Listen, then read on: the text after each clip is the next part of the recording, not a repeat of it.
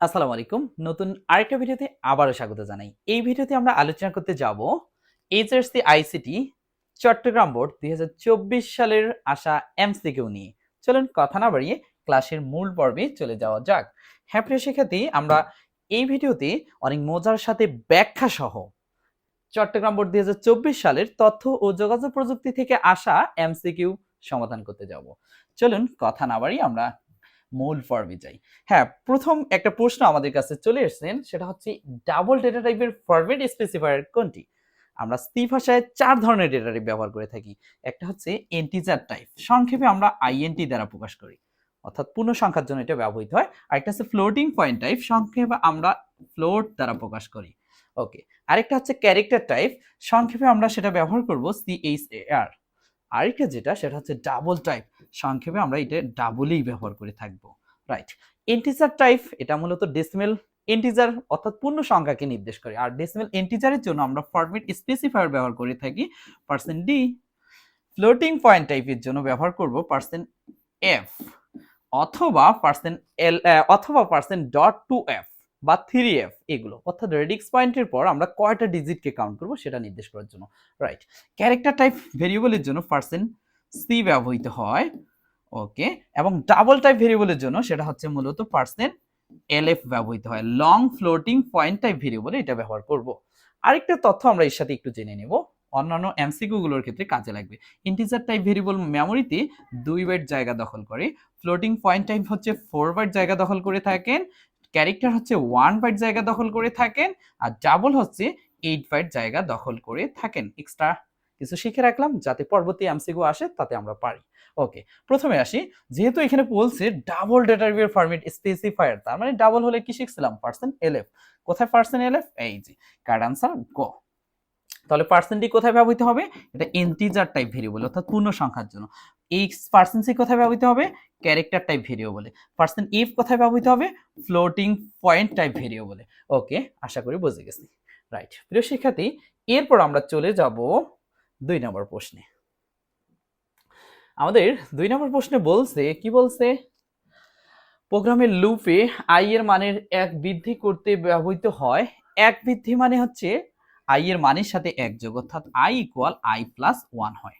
Right. এটার পিছনে আমরা দুইটা অপারেটর ব্যবহার করে থাকি। একটা হচ্ছে ইনক্রিমেন্ট অপারেটর। ইনক্রিমেন্ট অপারেটর হচ্ছে i++, অথবা আমরা ব্যবহার করতে পারি ++i। দুটোরই কাজ হচ্ছে i এর মানের সাথে 1 যোগ। i++ অর্থ হচ্ছে i এর মানের সাথে 1 যোগ, ++i এরও অর্থ হচ্ছে i এর মানের সাথে 1 যোগ। এটা যেহেতু প্লাস পরে, এর নাম হচ্ছে পোস্টফিক্স। এটা প্লাস সামনে থাকার কারণে এর নাম হচ্ছে প্রিফিক্স। এছাড়া আরো এক বৃদ্ধির জন্য একটা অপারেটর ব্যবহার করা যায়, সেটা হচ্ছে প্রিয় শিক্ষার্থী i + 1। এটা দিয়েও আমরা এক বৃদ্ধি করতে পারি। রাইট। এখন বলছে তাহলে i++ এটা দ্বারা এক বৃদ্ধি হবে, i = i + 1। Right. i = 1। Right. তার মানে এটা কারেক্ট আনসার হবে তিনটাই। আশা করি বুঝছি। যদি 2 বৃদ্ধি হয় তখন কিন্তু i++ বা ++i ব্যবহৃত হবে না, তখন হবে i = i + 2 অথবা i + 2। আশা করি বুঝছি। 3 হলে i = i + 3। রাইট। এবার আমরা 3 নম্বর প্রশ্ন আসব। 3 নম্বর প্রশ্ন বলছে প্রসেসরের সবচেয়ে কাছে থাকে কোন মেমোরি? রাইট। প্রিয় শিক্ষার্থী, প্রসেসরটা হচ্ছে সিপিইউ, সেন্ট্রাল প্রসেসিং ইউনিট। এটা সবচেয়ে কাছে থাকে অস্থায়ী মেমোরি। আর অস্থায়ী মেমোরি হিসেবে আমরা ব্যবহার করে থাকি রেজিস্টার। রাইট। রেজিস্টার। তাহলে কারেক্ট আনসার হচ্ছে রেজিস্টার। ওকে প্রিয় শিক্ষার্থী, এবার চলে আসি আমরা এই যে একটা উদ্দীপক পাচ্ছি। হ্যাঁ, এই টাইপের প্রশ্নগুলো অনেক শিক্ষার্থী আমাকে জিজ্ঞেস করে, স্যার এগুলো আমরা কিভাবে পাবো, এত কঠিন কেন? না স্যার, কঠিন না, একটু আমরা বুঝলেই পারবো এর আনসার করে দিতে। হ্যাঁ, এটা হচ্ছে ফর লুপ। লুপ স্টেটমেন্ট ব্যবহার করা। লুপ স্টেটমেন্ট কি? একই জাতীয় কাজ পুনঃপুন করার জন্য সর্বাধিক ব্যবহৃত স্টেটমেন্টকে লুপ কন্ট্রোল স্টেটমেন্ট বলে। আর লুপ কন্ট্রোল স্টেটমেন্ট মূলত 4-5 ধরনের হয়ে থাকে। একটা হচ্ছে for loop, while loop, do while loop, if go to, continue. Right. কিন্তু এটা ফর লুপ দিয়ে ক্রিয়েট করা আছে। রাইট। এখানে শুরুতে পাচ্ছি i = 10। i ফর এখানে ইনিশিয়ালাইজেশন বা আরম্ভ বা শুরু। শুরু হচ্ছে কত থেকে? 10 থেকে। তাহলে আমি বলতে পারি i এর ভ্যালু হচ্ছে 10। চলবে কতদূর পর্যন্ত i এর মানটা? 15 পর্যন্ত। 15 সমান অথবা 15 থেকে কি হবে? ছোট হবে, কিন্তু 15 থেকে বড় হতে পারে না। তার মানে এখানে সর্বোচ্চ হবে 15 পর্যন্ত। কত করে বাড়ছে? i প্লাস ইকুয়াল টু মানে 2 করে বাড়ছে। তাহলে 10 এর সাথে 2 যোগ করলে কত হয়? 12, আরো 2 যোগ করলাম 14, আরো 2 যোগ করলাম 16। কিন্তু আমাদের কন্ডিশন কত? 15 পর্যন্ত। তার মানে এই 16টাকে নেব না। রাইট, এবার আসি। হ্যাঁ, এইটা হলে বডিতে কল করবে। বডিতে এসে দেখে আরেকটা condition, if i greater than 12, যদি i এর 12 এর থেকে আইটা বড় হয়, হতেও পারে না হতে পারে। যদি হ্যাঁ হয় তাহলে এটা কাজ করবে, অর্থাৎ ওর স্টেটমেন্টটা কাজ করবে, আর না হলে এলস, অন্যথায় এই যে না হলে এই স্টেটমেন্টটা কাজ করবে। রাইট, আমরা একটু চেক দিব। প্রথম বলছে 10, i এর মান 10। হ্যাঁ, অবশ্যই 12 থেকে 10টা কি বড়? না, ছোট। তার মানে নাটা কাজ করতেছে। না হলে প্রিন্ট, অর্থাৎ এই স্টেটমেন্টে ছাপানো আছে, কাকে ছাপানো আছে? i মাইনাস 1, অর্থাৎ i এর মানটা এক কম করে প্রিন্ট করছে। i এর মান 10, এক কম করলে কত হয়? 9। রাইট, এবার আমি যদি এটা দিয়ে ভাবি, তার মানে i লেস গ্রেটার দ্যান 12 কখনই হবে না, i ইকুয়াল 12 হবে, অর্থাৎ 12 ইকুয়াল 12, কিন্তু এখানে তো লেস দ্যান গ্রেটার দ্যান হবে না। তার মানে এটাও না কাজ করতেছে। না হলে এটা, তাহলে i এর মানের সাথে এক, i মান থেকে 1 বিয়োগ করব, তাহলে 12 আসছে, 12 এর এক কম কত? 11। কারেক্ট আনসার হবে 11 এটার। রাইট, এবার আবার চলে আসে পরে কন্ডিশন 14। তার মানে i এর মান যদি 14 ধরি, গ্রেটার দ্যান 12, অবশ্যই হ্যাঁ হবে, কারণ 12 থেকে 14 বড়। হ্যাঁ, আর হ্যাঁ হলে এই স্টেটমেন্ট কাজ করবে। স্টেটমেন্টে কি দেওয়া আছে? i এর মানের সাথে 1 যোগ। i এর মান কত আছে? 14। তাহলে 14 এর সাথে যদি 1 যোগ করি, তার মানে আনসার হবে 15। কারেক্ট আনসার হচ্ছে 9, 11, 15। 9, 11, 15 কোথায়? ক। আশা করি বুঝছি। না বুঝলে প্রিয় শিক্ষার্থী, এটাকে আমরা একটু প্র্যাকটিক্যালি জেনে নিব অ্যাপস এর মাধ্যমে। হ্যাঁ, এটা সময় বাঁচানোর জন্য কোডটাকে আমি আগে কোডিংটা করে রাখছি, তার আলোকে বোঝাচ্ছি। আমাদের এখানে দেওয়া আছে i ইকুয়াল 10, চলবে কত দূর পর্যন্ত? 15 পর্যন্ত। কত করে বাড়তেছে? 2 করে।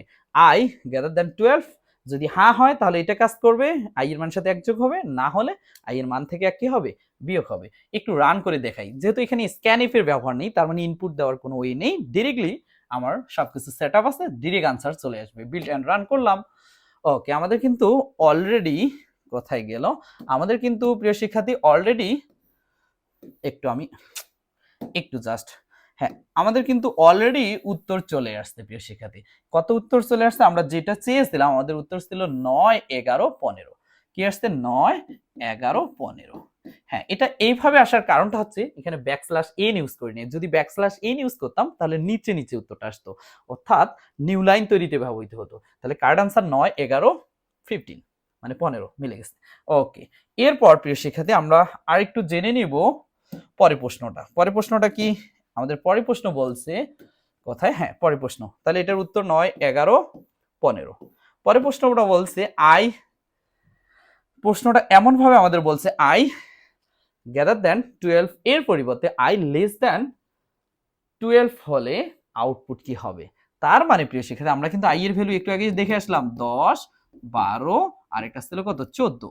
যদি 12 থেকে, দেখো 12 থেকে i এর মানটা ছোট হয়, অর্থাৎ i এর মানটা 12 থেকে ছোট কিনা 10 যদি ধরি, অবশ্যই তাহলে হ্যাঁ কাজ করবে। আর হ্যাঁ হলে সেটা কি হয়? ওই যে ছিল i প্লাস 1, তাহলে 10 একে 11 হবে, কারণ i এর মানটা 10 ধরছি, তার সাথে 1 বাড়লো 11।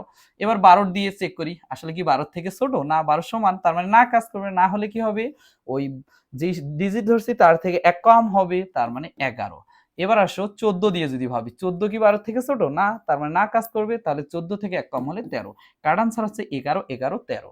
11, 11, 13। কারেক্ট আনসার এটা না প্রিয় শিক্ষার্থী, 11, 11, 13 এই যেটা। ওকে, আশা করি বুঝছি। এটাকেও আমরা একটু প্র্যাকটিক্যালি দেখে আসবো যে আমাদের আনসার 11, 11, 13 আসতেছে কি না। আমাকে প্রশ্ন বলছে এইটা চেঞ্জ করতে, করলাম।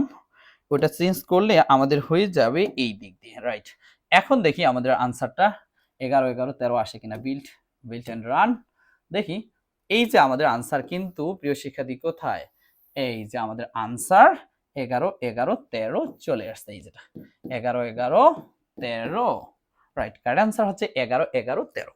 কারণ আমাদের এখানে তো কন্ডিশন দেওয়া আছে, যদি হ্যাঁ হয় তাহলে প্রিন্ট হবে। কি প্রিন্ট হবে? i এর মানের সাথে 1 যোগ হবে। আর যদি না হয় তাহলে কিন্তু i এর মানের সাথে 1 যোগ হতে পারে না। এই যেটা দেখো, যদি হ্যাঁ হয় তাহলে কি হবে? i এর মানের সাথে 1 যোগ। এটা যদি হ্যাঁ হয়, তার মানে আমি যদি ধারাটাকে আরেকটু সাজিয়ে নেই, i ইকুয়াল কত আসতেছে? 10, 12, 14। ওকে, এইখানে যদি একটু দেখি, দেখো তো এই 10টা কি 12 থেকে ছোট না? অবশ্যই ছোট। হ্যাঁ, তাহলে হ্যাঁ কাজ করলে এটাতে কি আছে, আই এর মানের সাথে 1 যোগ, তাহলে 10 একে কত হলো 11। তারপরে আবার আসো, এবার এই সংখ্যাটা দিয়ে দেখি, ভাবি 12, 12 থেকে কি 12টা ছোট না সমান? তাহলে না কাজ করতেছে, না হলে তো এটা কি আই এর মান থেকে 1 কম, তাহলে 12 থেকে 1 কম করলে কত হয় 11। তারপরে আসো 14 যদি আমি ভাবি, 14 কি 12 থেকে ছোট না? না কাজ করতেছে, তার মানে তাহলে আই এর মান থেকে 1 কম, আই এর মান হচ্ছে 14, 14 থেকে 1 কম হলে 13। কারণ আনসার হচ্ছে 11, 11, 13। আশা করি সুন্দরভাবে সবাই বুঝতেন। ওকে প্রিয় শিক্ষার্থী, তাহলে আমরা 6 নম্বর প্রশ্নে যেতে পারি। 6 নম্বর প্রশ্ন বলছে 0 থেকে 31 পর্যন্ত গণনা করার জন্য রিপল কাউন্টারে কয়টি ফ্লিপ ফ্লপ ব্যবহার করতে হবে? প্রিয় শিক্ষার্থী, এই জায়গায় একটা জিনিস আরেকটু আমি মনে করে দেই, যে এটা হচ্ছে কাউন্টার, বৈদ্যুতিক স্পন্দন গণনাকৃত পালস, এটা কি আমরা কি বলবো, কাউন্টার। ওকে প্রিয় শিক্ষার্থী, রিপল কাউন্টার 0 থেকে 31 পর্যন্ত মোট কয়টি বলেন তো? 32টি। আমি যদি বলি 32 সমান 2 করতে গেলে কত লাগবে? 2 এর পাওয়ার অবশ্যই 5 লাগবে, তার মানে এটা 5টি। কতটি প্রিয় শিক্ষার্থী? 5টি। এই যে কারেক্ট আনসার, তাহলে 5টি। তাহলে এইখান থেকে আরেকটা তথ্য আমরা জেনে নিব, একটি কাউন্টার সর্বাধিক যতগুলো সংখ্যা গুনতে পারে তাকে কাউন্টারের মোট নাম্বার বা মডিউলাস বলে। কাউন্টারের মোট নাম্বার হচ্ছে 2 পাওয়ার n, অর্থাৎ 5 বিট যদি হয় 2 এর পর 5 দিলে কতগুলো তথ্য গুনতে পারবে? 32টা তথ্য। কি কি? 0 থেকে 31 পর্যন্ত। যদি 4 বিট হয় 2 এর পর 4 দিলে কত? 16টি তথ্য গুনতে পারবে। কি কি? 0 থেকে 15 পর্যন্ত। এর জন্য আমরা বলতে পারি একটি কাউন্টার 0 থেকে 2 পাওয়ার n বিয়োগ 1 পর্যন্ত গুনতে পারে। যদি 5 বিট হয় তার মানে কি 5টা 0 থেকে, 5 বিট হলে 5টা 0 থেকে 5টা 1 পর্যন্ত গুনতে পারে। 5টা 1 মানে কত হয়? 31 হয়। তাহলে 0 থেকে 31 পর্যন্ত গুনতে পারে। যদি 4 বিট হয় তার মানে 16টা তথ্য, 0 থেকে 15, তাহলে 4টা 0, এখানে আরেকটা 0 দিলাম, 4টা 0 থেকে 4টা 1 পর্যন্ত গুনতে পারে। কারণ 4টা 0 মানে কত? 0, আর 4টা 1 মানে কত? 15। 0 থেকে 15 পর্যন্ত গুনতে পারবে। যদি 3 বিট হয় তাহলে 0 থেকে 7 পর্যন্ত মোট 8টি তথ্য গুনবে। তাহলে 000 থেকে 111। এত ক্রিটিক্যালি করে না বুঝে যত বিট পর্যন্ত গুনতে পারে, যত বিট বলবে ততগুলো 0 এবং ততগুলো 1 ভেবে নেব। রাইট। এরপর চলে আসি প্রিয় শিক্ষার্থী, পরের প্রশ্ন। হ্যাঁ, পরের প্রশ্নটা আমাকে বলছে কি 7 নাম্বার, ওয়েব ক্লায়েন্ট ব্যবহারকারীর কাছ থেকে ইনপুট নিয়ে ওয়েব সার্ভারে পাঠানোকে বলে, অর্থাৎ ক্লায়েন্ট ব্যবহারকারীর কাছ থেকে তথ্যটা সার্ভারে প্রেরণ করা, এই যে কার্যক্রমটা যেটা বলে এটাকে বলা হয় রিকোয়েস্ট। তাহলে কারেক্ট আনসার হবে রিকোয়েস্ট। ওকে প্রিয় শিক্ষার্থী, বুঝে গেছি। এরপর আমরা চলে আসব পরের প্রশ্ন। এটার আলোকে কত 8 এবং 9 নং প্রশ্নের উত্তর করতে হবে। দেখি আমাদের কি বলছে উদ্দীপকটা। হ্যাঁ, উদ্দীপক বলছে প্রিয় শিক্ষার্থী, উদ্দীপকটি পড়ো এবং এত এত প্রশ্নের উত্তর দাও। রফিক আইসিটি ল্যাব ক্লাসে একটি টেবিল তৈরির HTML কোড লিখে ওয়েবসাইট তৈরি করে ব্রাউজারে প্রদর্শন করে, দেখলো টেবিলের লাইন দেখাচ্ছে না। রফিক তার ওয়েব পেজটিকে পাবলিক করার চিন্তা করলো। তার মানে এখানে সে একটা টেবিল তৈরি করছে। প্রিয় শিক্ষার্থী, এইরকম একটা টেবিল তৈরি করার যে ট্যাগ, সেটা ট্যাগ হচ্ছে টেবিল ট্যাগ।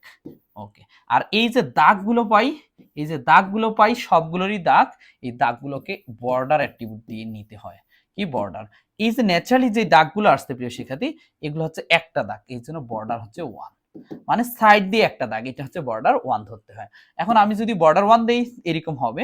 আর এই যে এদিক দিয়ে দেখতেছেন এগুলো সারি নির্ধারণের জন্য যেটা একটা ব্যবহৃত হয় সেটা হচ্ছে টিআর ট্যাগ। আর এই যে এগুলো একটা একটা করে সেল নির্ধারণের ট্যাগ হচ্ছে টিএইচ অথবা টিডি। টিএইচ দিলে মোটা হবে, টিডি দিলে একটু পাতলা হবে, অর্থাৎ টেবিল ডেটা আর একটা টেবিল হেডার হিসেবে কাজ করবে। রাইট। একটা সেল থেকে আরেকটা সেলের দূরত্ব নির্ধারণের জন্য আমরা সেল স্পেসিং অ্যাট্রিবিউটটা ব্যবহার করতে পারি। রাইট প্রিয় শিক্ষার্থী, তাহলে এখানে বলছে যে কি বলছে, যে লাইন দেখা যাচ্ছে না, টেবিলের লাইন দেখা যাচ্ছে না, অর্থাৎ দাগলা দেখা যাচ্ছে না। দাগ দেখা না গেলে কি হবে? বর্ডারের ভ্যালু কি হয়ে যাবে? 0 হবে, আর 0 হলে দাগ দেখা যাবে না। কারেক্ট আনসার হচ্ছে খ। একটু আমরা এটাকেও প্র্যাকটিক্যালি দেখে আসবো। আমি নোটপ্যাডে নিয়ে গেলাম বোঝার সুবিধার্থে। অলরেডি আমি একটা টেবিল ক্রিয়েট করে রাখছি এটার অনুপাতে। দেখেন এখানে আমরা ব্যবহার করছি কি টেবিল বর্ডার 1। তাহলে বর্ডার কটা হবে প্রিয় শিক্ষার্থী? একটা। এই যে বর্ডার 1 দিছি। রাইট। এরপর দেওয়ার পর আমি একটু ছোট করে দিই। হ্যাঁ, টেবিল বর্ডার 1 দিছি। দেওয়ার পর কি আছে? একটা সারি আর একটা ডিআর, তার মানে দুইটা সারি ধরলাম। প্রথমে একটা ডেটা, তার মানে এই ডেটাটা হচ্ছে বাংলা, আমি শর্ট ফর্মে লিখলাম বাংলা। তারপরটা আরেকটা ডেটা, তার মানে এটা ইংলিশ দিলাম। আরেকটা ডেটা সেটা হচ্ছে আইসিটি, এইভাবে হলো। ওকে, তারপরে আরেকটা সারিতে প্রথমে থাকবে ফিজিক্স ধরলাম, তারপর হচ্ছে ম্যাথ, ম্যাথ, তারপরে কি বায়োলজি, এই যে এইরকম হবে, রাইট। এই যে সেল স্পেসিং জিরো থাকার কারণে একটা সেল থেকে আরেকটা সেলের দূরত্বটা কি লেগে গেছে। যদি আমি সেল স্পেসিং অ্যাক্টিভিটি ব্যবহার না করতাম তাহলে আমাদের অসুবিধা হইতো এইরকম, অর্থাৎ বাংলা, তারপর হইতো ইংলিশ, তারপর হইতো আইসিটি। এই যে একটা সারি থেকে একটা সেল থেকে আরেকটা সেলে একটু হলো কি দেখাচ্ছে, দূরত্ব দেখাচ্ছে, এই যেটা। তারপর হচ্ছে ম্যাথ, আমি শর্ট করে দিচ্ছি, হ্যাঁ, ওকে। তারপর হচ্ছে বায়োলজি, ওকে, এইরকম দেখাবে। আমরা কি এইরকম টেবিল পাই না, আপনি সেখানে এইরকম পাই, তার মানে সেল স্পেসিং জিরো করাটা উত্তম। এখন আসি বর্ডার 1 দেওয়া মানে একটা দাগ দেখাবে, যদি বর্ডার না দেই, জিরো দেই, তার মানে দাগ দেখাবে না, রাইট। এর একটু আনসারটা আমরা করে দেখব। এর ফলাফলটা নেওয়ার জন্য আমি কোথায় গেলাম, এটার আমার এই ফাইলটা সেভ করা আছে, এই যেটা টেস্ট নামে সেভ করে রাখছে, এই যে আমাদের এই আনসারটা আসতেছে। এখন আমি এই দাগগুলো আউট করব। দাগগুলো আউট করার জন্য আমাদের কি কাজ, বর্ডারটাকে জাস্ট জিরো করে দেওয়া লাগবে। জাস্ট আমি এই বর্ডারটাকে জিরো করে দিলাম, কি করে দিলাম, জিরো। ওকে, এবার দেখেন এটা কিন্তু দাগটা থাকতেছে না, রাইট। তাহলে কারেক্ট আনসার হচ্ছে বর্ডার জিরো হলে সেই দাগটা থাকবে না। ওকে, সেক্ষেত্রে এতটুকু আমরা বুঝছি। হ্যাঁ, এবার চলে আসি কয় নাম্বার আর্ট গেল, 9 নম্বর প্রশ্নে আসবো। 9 নম্বর প্রশ্ন এই যে, হ্যাঁ 9 নম্বর প্রশ্নে আমাকে বলছে উদ্দীপকের ওয়েবসাইটটি পাবলিশ করার জন্য কি করতে হবে। একটা ওয়েবসাইট পাবলিক করার জন্য মূলত 4টা ধাপ ফলো করতে হবে। একটা হচ্ছে ডোমেইন নেম রেজিস্ট্রেশন করতে হয়, তারপর একটি পূর্ণাঙ্গ ওয়েবসাইট করতে হয়, অর্থাৎ ওই পেজগুলো ডিজাইন করে একটি পূর্ণাঙ্গ ওয়েবসাইট তৈরি করতে হয়। তারপর হচ্ছে ভাড়া বিনিময়ে নির্দিষ্ট সার্ভারে তথ্য জমা রাখতে হয়, এটাকে বলা হয় ওয়েব হোস্টিং। এরপর হচ্ছে সার্চ ইঞ্জিনে সাবমিশন করা বা অপটিমাইজেশন করে দিতে হয়। ওকে প্রিয় শিক্ষার্থী, তার মধ্যে কোন কোন স্টেপগুলো আছে দেখবো। ওয়েব হোস্টিং, রাইট, ভাড়া বিনিময়ে নির্দিষ্ট সার্ভারে জমা রাখা, এটাকে বলবো web hosting. Domain name registration, right. Hyperlink না প্রিয় শিক্ষার্থী, এক পেজ থেকে অন্য পেজে যাওয়ার জন্য হাইপারলিংক ব্যবহার করতে হয়, বা এক ওয়েবসাইট থেকে আরেক ওয়েবসাইট যাওয়ার জন্য হাইপারলিংক ব্যবহার করতে হয়। এটা তো পাবলিশ করতেছে, হাইপারলিংকের প্রয়োজন হবে না। উত্তর হচ্ছে এগো 2। ওকে, এতটুকু বুঝছি। এবার চলে আসি 10 নম্বর প্রশ্ন। 10 নম্বর প্রশ্ন বলছে ওয়েব পেজের এক পেজ থেকে অন্য পেজে যাওয়ার জন্য কোন ট্যাগ ব্যবহার করা হয়।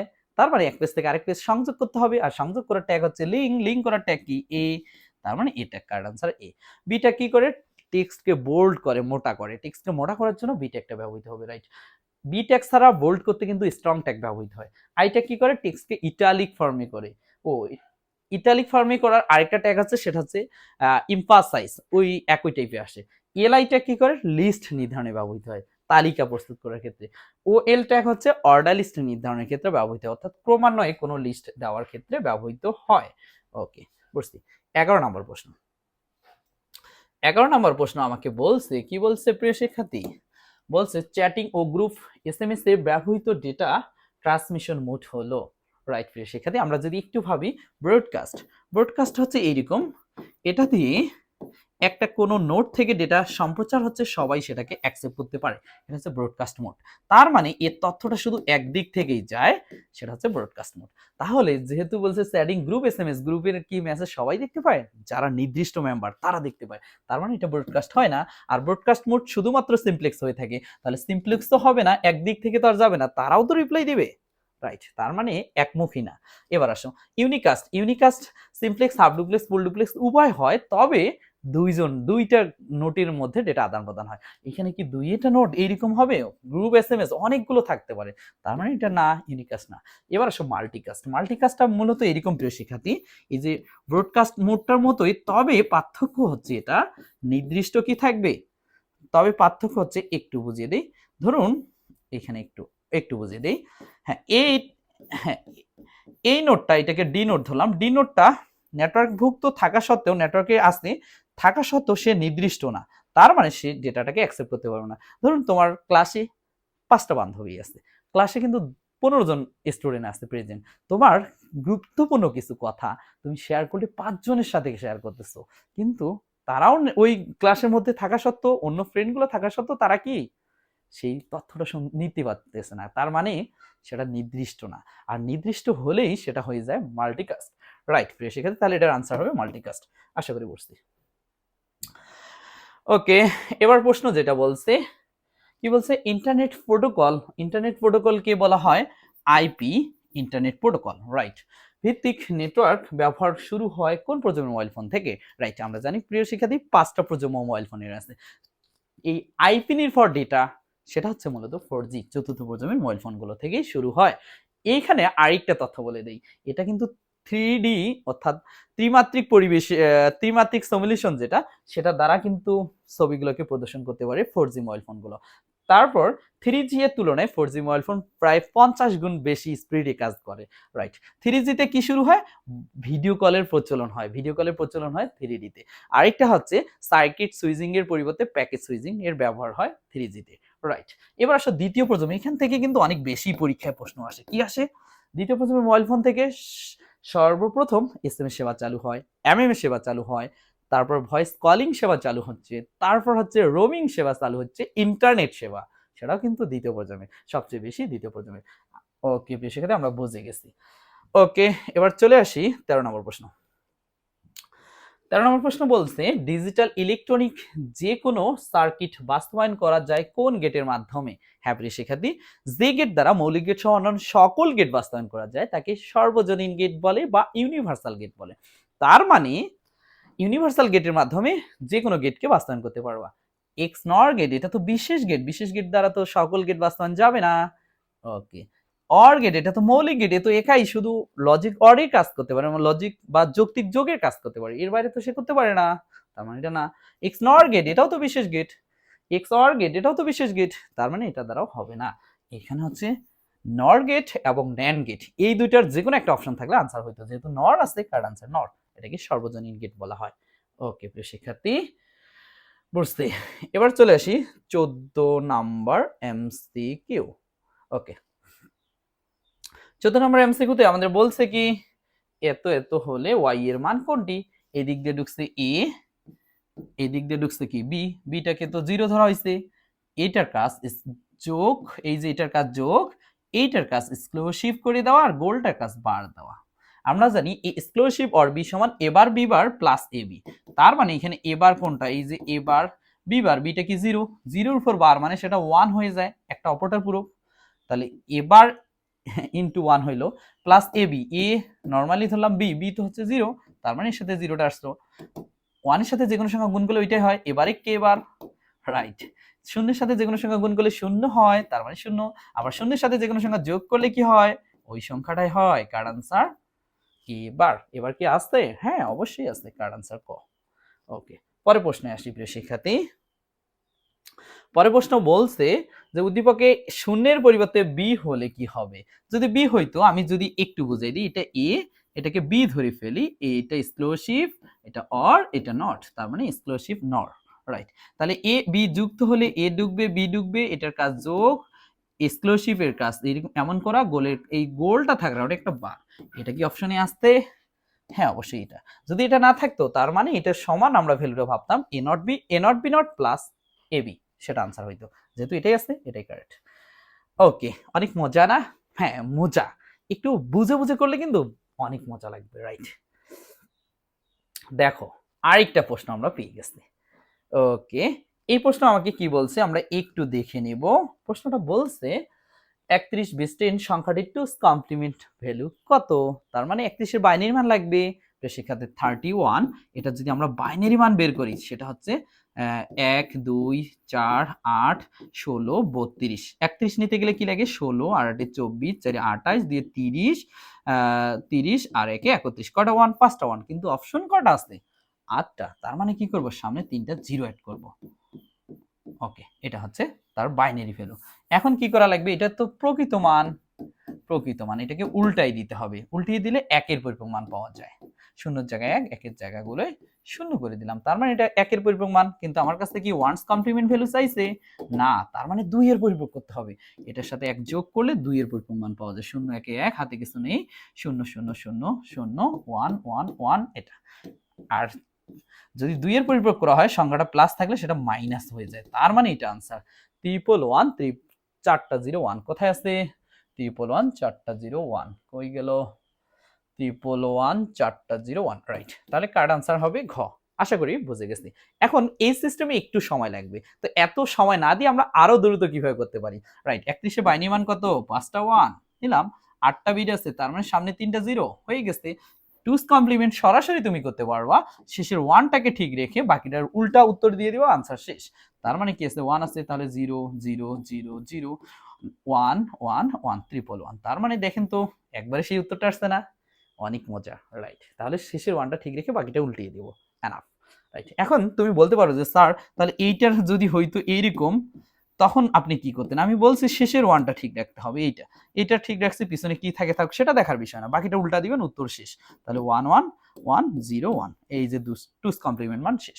এটাও পারতেছেন না, আরো সহজ আছে, সেটা ক্যালকুলেটরে যাবেন, সায়েন্টিফিক ক্যালকুলেটর নিয়ে আগে ডেসিমেলে ক্লিক করব, করার পর মোডটা চেঞ্জ করে, হ্যাঁ ডেসিমেলে ক্লিক করার পর 31 পেস্ট করব, -31 দিয়ে ইকুয়াল বাইনারি দিব, উত্তর বের হবে 5টা 1 4টা 01।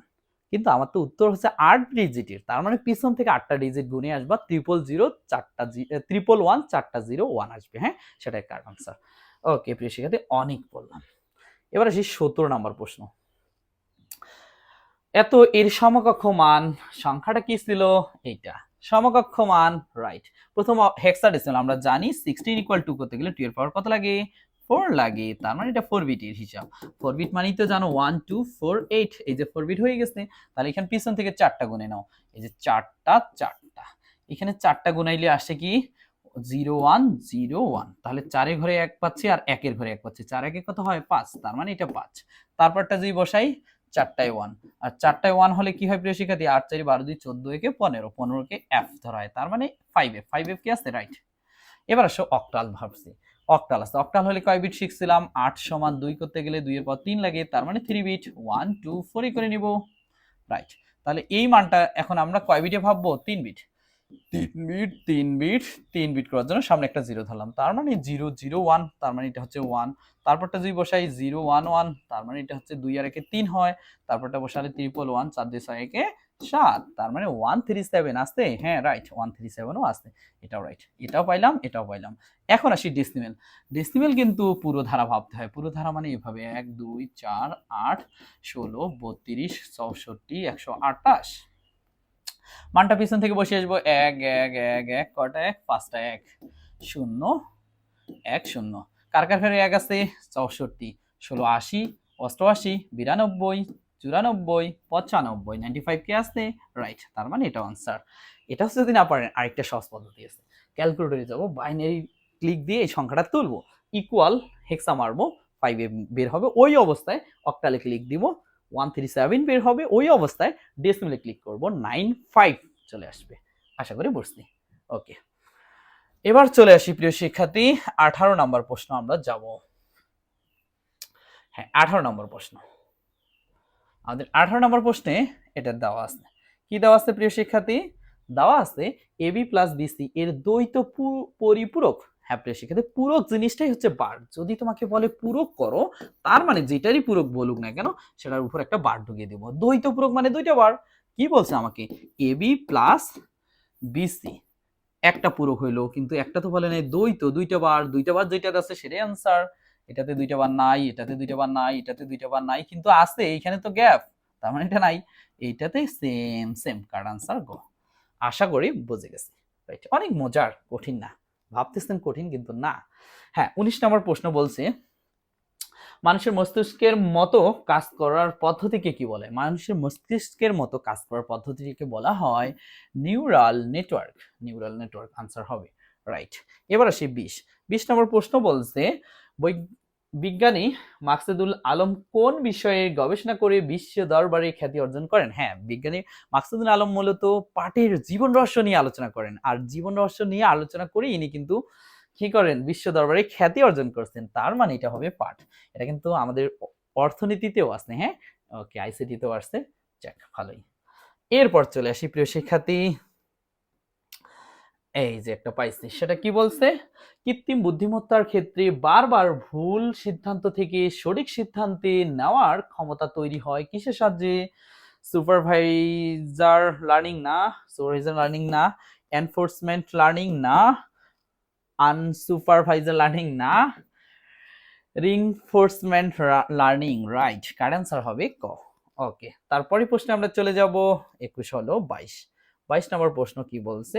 22 নম্বর প্রশ্নে বলছে জীববিজ্ঞানের বিশাল পরিমাণ ডেটা সংগ্রহ, সংরক্ষণ, সঠিকভাবে প্রক্রিয়াকরণ ও ব্যাখ্যার সাথে সংশ্লিষ্ট প্রযুক্তি কোনটি?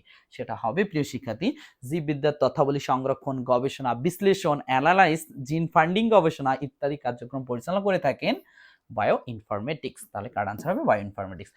তাহলে বায়োমেটিক্স কি? বায়োমেটিক্স জিনিসটা হচ্ছে বায়োমেটিক্সটা হচ্ছে নিরাপত্তার ক্ষেত্রে ব্যবহৃত হয়, অর্থাৎ আইডেন্টিফিকেশন এবং ভেরিফিকেশনের ক্ষেত্রে বায়োমেটিক্স প্রযুক্তিটা ব্যবহৃত হয়।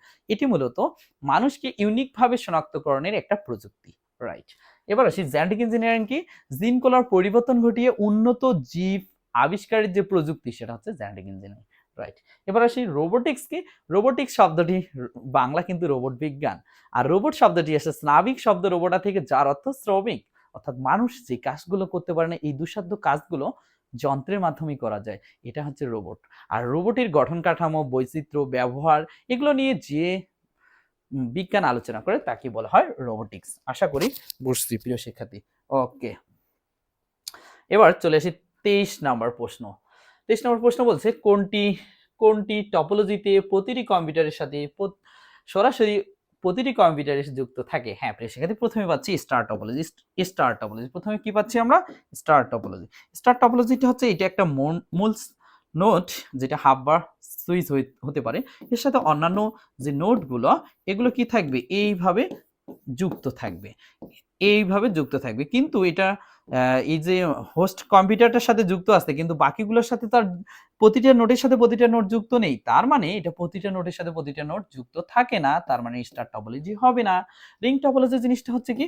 এখানে একটা নোট, এখানে একটা নোট, এখানে একটা নোট, এই নোটগুলো চক্রাকার আকারে থাকবে, এরকম চক্রাকার আকারে থাকলে তো প্রতিটার সাথে প্রতিটা কানেক্ট হচ্ছে না, তার মানে রিং টপোলজি না। এবার সে ট্রি টপোলজিটা কি? এটা একটা হচ্ছে মেইন নোট, এটা থেকে আরো সাব নোট, আরো সাব নোট এইভাবে তৈরি হচ্ছে। তার মানে দেখেন তো প্রিয় শিক্ষার্থী, এইটার সাথে তো আর এটা সরাসরি কানেক্ট নেই, তার মানে ট্রি টপোলজি হচ্ছে না। মেশ টপোলজিটা কি? মেশ টপোলজি হচ্ছে এই যে একটা নোট, এই যে একটা নোট, এই যে একটা নোট, এই যে একটা নোট, প্রতিটা নোটের সাথে প্রতিটা নোটের কি থাকবে? কানেক্ট থাকবে। এরকম যদি কানেক্ট থাকে সেটাকে বলা হয় মেশ টপোলজি। কারেক্ট আনসার হচ্ছে মেশ টপোলজি, প্রতিটার সাথে প্রতিটা। এখান থেকে আরেকটা তথ্য আমাদের জেনে রাখা ভালো, সেটা কি? তথ্যটা হচ্ছে প্রিয় শিক্ষার্থী, আসে এই দেখো এখানে 4টা নোড আছে, 4টা নোডে কয়টা তার ব্যবহৃত হয়েছে? একটা, দুইটা, তিনটা, চারটা, পাঁচটা, ছয়টা। তাহলে মেশ টপোলজির 4টা নোড হলে কতটি তার ব্যবহৃত হয়? 6টি তার ব্যবহৃত।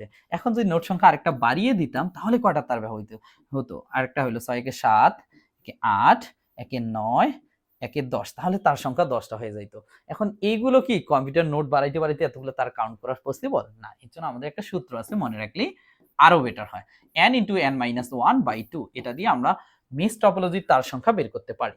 ধরো যখন 4টা নোট ছিল তাহলে 4 গুণন 4 থেকে 1 কম মানে 3/2, তাহলে 3 আর 4 12 কে 2 দ্বারা ভাগ করলে 6টি ছিল। আর যখন 5টি ছিল তখন হচ্ছে কি 5 গুণন, যখন 5টি ছিল তখন হচ্ছে আমি একটু দেখাই দিই। ওকে, যখন 5টি ছিল তখন হবে কি 5 গুণন 5 থেকে 1 কম মানে 4/2, তার মানে আসে কত? 20 কে 2 দ্বারা ভাগ করলে 10, তার মানে 10টি। হ্যাঁ, এখান থেকে কিন্তু অনেক প্রশ্ন আসে প্রতি বছরই, সেটাও আমরা একটু লক্ষ্য রাখবো। ওকে, এবার চলে আসি প্রিয় শিক্ষার্থী, এখানে একটা কেবল দিয়ে রাখছে, কেবল দিয়ে বলছে উপরের উদ্দীপকের কোরেরকে ঘিরে বাইরের অংশ কোনটি? হ্যাঁ, এইটা মূলত ফাইবার অপটিক কেবল। কোন cable? Fibre optic cable. Fibre optic cable দেখতে কেমন একটু বলি প্রিয় শিক্ষার্থী। ধরে নাও এই যে একটা আমি দিচ্ছি, এখান থেকে এই যে উপরে একটা অংশ থাকতেছে এটা কিন্তু কাচের তৈরি, হ্যাঁ, এটাকে আবার এটার উপর আরেকটা আবরণ যুক্ত থাকে, এই যে এটা কিন্তু প্লাস্টিকের আবরণ দেওয়া থাকে, হ্যাঁ। এইরকম কোন কেবল যদি হয় সেটা হচ্ছে ফাইবার অপটিক কেবল। সবচেয়ে ভিতরে যে অংশটা এইটার নাম কিন্তু প্রিয় শিক্ষার্থী কোর। তাহলে ফাইবার অপটিক কেবলের সবচেয়ে ভিতরে অংশটার নাম কোর, স্বচ্ছ কাচতন্তু দ্বারা গঠিত, যেটা আলোর গতিতে ডেটা ট্রান্সফার করে থাকে। এই যে উপরে কোরকে ঘিরে একটা গ্লাস, কাচের তৈরি গ্লাস দেওয়া থাকে, এই গ্লাসটাকে বলা হয় ক্লাডিং, CLADDING, রাইট, ক্লাডিং। ওকে, এবং ক্লাডিং কে ঘিরে একটা প্লাস্টিকের আবরণ দেওয়া থাকে, এই আবরণটাকে বলা হয় জ্যাকেট। ওকে প্রিয় শিক্ষার্থী, তাহলে আমরা বলতে পারি ফাইবার অপটিক কেবলের তিনটা অংশ থাকে, কোর, ক্লাডিং, জ্যাকেট। কোর, কোরকে ঘিরে থাকে ক্লাডিং, সবচেয়ে ভিতর অংশ কোর, তাকে ঘিরে থাকে কি ক্লাডিং। তাহলে এখানে কোনটা বলছে? কোরকে ঘিরে থাকে, তাহলে এটা হচ্ছে ক্লাডিং। ওকে, ক্লাডিং কিসের তৈরি? কাচের তৈরি, রাইট।